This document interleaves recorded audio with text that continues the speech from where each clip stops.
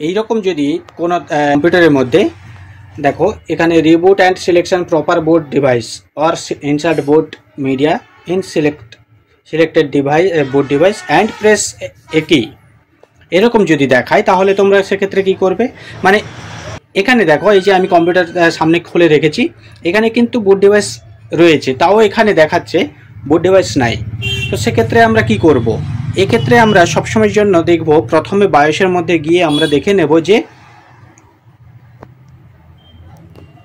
দেখো সব কিছু আমরা ঠিকঠাক দেখে নিচ্ছি, এখানে পাওয়ার কেবল লাগানো রয়েছে কিনা দেখে নিতে হবে, বা ডাটা কেবল বোর্ডের সাথে কানেক্টেড রয়েছে কিনা সব কিছু দেখে নিতে হবে। যদি কোনো কারণে আমি হাত দিয়ে দেখে নিচ্ছি যে হার্ড ডিস্ক চলছে কিনা, হ্যাঁ হার্ড ডিস্ক চলছে, তাও কিন্তু এখানে বোর্ড ডিভাইস নাই, ফেল দেখাচ্ছে। তার মানে এখানে আগে আমাকে কি চেক করতে হবে, এখানে প্রথমে সব কিছু ঠিকঠাকভাবে চেক করে নিতে হবে, পাওয়ারগুলো ঠিকঠাকভাবে চেক করে নিতে হবে। দেখো কম্পিউটার রানিং রয়েছে, হার্ড ডিস্কও রানিং রয়েছে, তাও কিন্তু এখানে বোর্ড ডিভাইস। তো সেক্ষেত্রে একদম সিম্পল স্টেপ বাই স্টেপ আমরা ফলো করব, সিম্পলভাবে নিজেদের কম্পিউটারগুলো ঠিক করে নিতে পারবে। এই প্রবলেমগুলো অনায়াসে সলভ করা যায়। আমরা প্রবলেমগুলোকে কিভাবে সলভ করব তার আগে আমাকে দেখে নিতে হবে, কিবোর্ডের মাধ্যমে বায়োসে ঢুকতে হবে, বায়োসে ঢুকে সেটাকে দেখে নিতে হবে যে হার্ড ডিস্ক শো করছে কিনা বায়োসের মধ্যে। এর জন্য আমাকে প্রথমে কম্পিউটারটাকে রিস্টার্ট করতে হবে। কিবোর্ডের মাধ্যমে আমরা কিভাবে রিস্টার্ট করব, কম্পিউটারের মাধ্যমে আমরা কিভাবে রিস্টার্ট করব, প্রথমে কন্ট্রোল অল্ট এবং ডেল একসাথে প্রেস করব, প্রেস করলে সাথে সাথে দেখবে কম্পিউটার রিস্টার্ট হয়ে যাবে।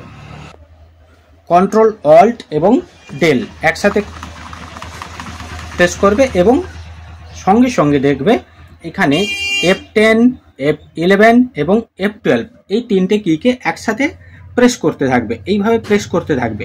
প্রেস করলে তোমার সামনে এরকম প্লিজ সিলেক্ট বোর্ড ডিভাইস এই অপশানটা চলে আসবে। প্রথমে আমাকে কি করতে হবে, টেম্পোরারি সলিউশন করার জন্য এখানে উইন্ডোজ এই দেখো নিচের অপশানটা কিবোর্ডের মাধ্যমে ডাউন অ্যারো দিয়ে তুমি প্রেস করে সিলেক্ট করে নিতে পারবে। টেম্পোরারি সলিউশন করার জন্য তোমাকে এখানে ডিআই যে উপরে লেখা রয়েছে, উপরে যেটা লেখা রয়েছে PODI মানে ওটা হার্ড ডিস্কের নাম শো করছে, তার নিচে রয়েছে উইন্ডোজ বুট ম্যানেজার, মানে এটা দিয়ে করলে উইন্ডোজ কিন্তু ওপেন হয়ে যাবে।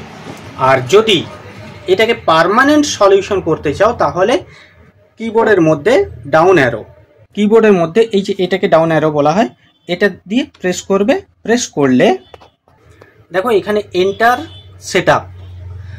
সেটআপে সিলেক্ট হয়ে গেছে।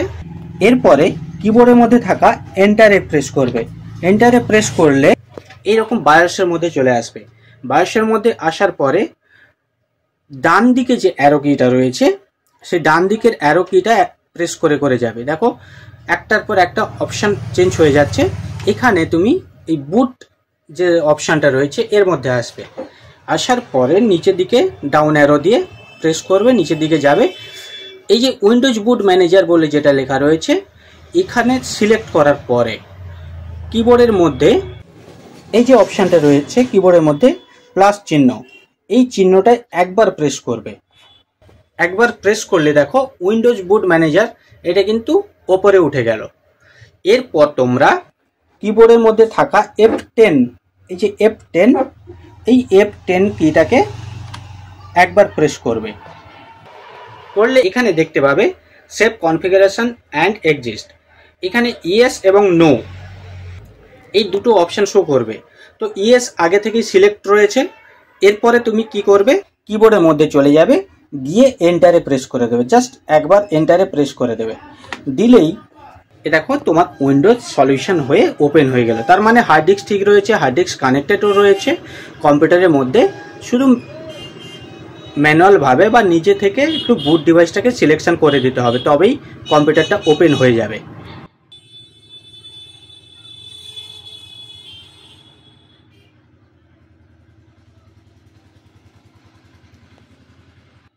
দেখো তোমার পিসি রেডি হয়ে গেল। এক্ষেত্রে কোনো রকমভাবে টেনশন নেওয়ার কিছু নেই যে বুট ডিভাইস ফেলিওর দেখাচ্ছে মানে হার্ড ডিস্ক প্রবলেম হয়ে গেছে বা অন্য কিছু SSD প্রবলেম হয়ে গেছে, এগুলো চিন্তা ভাবনা করার কিছু দরকার নেই। প্রথমে আমাদের যে স্টেপগুলো ফলো করতে বলেছিলাম, যে আগে হার্ড ডিস্ক কানেক্টেড রয়েছে কিনা, হার্ড ডিস্ক চলছে কিনা, হাত দিলেই বোঝা যাবে। পাওয়ার আসলে যে জিনিসটা বোঝা যায় একটু হালকা করে চালুর মতো। আর ডাটা কেবলটাকেও ঠিকঠাকভাবে খুলে একবার লাগিয়ে দেবে। লাগিয়ে দেওয়ার পরে যে প্রসেসগুলো দেখালাম, যে কম্পিউটারকে একবার রিস্টার্ট নিয়ে কিবোর্ডের মধ্যে থাকা F10, F11 এবং F12 একসাথে প্রেস করবে। প্রেস করলে এন্টার বায়োস সেটআপের কাছে চলে আসবে। আসার পরে বায়োসটাকে সেটআপ করে নিয়ে রিস্টার্ট করে দিলে কম্পিউটার পার্মানেন্টভাবে এই প্রবলেমটা সলিউশন হয়ে যাবে। তো আশা করি তোমাদের কম্পিউটারে যদি এরকম প্রবলেম হয়ে থাকে তোমরা নিজেদের কম্পিউটারকে ঠিক করে নিতে পারবে। তো যদি ভিডিও ভালো লেগে থাকে অবশ্যই আমাদের চ্যানেলটাকে সাবস্ক্রাইব করে দিও এবং পাশে থাকা বেল আইকনটিকে প্রেস করে অন করে দিও এবং সবার সাথে শেয়ার করে দিও।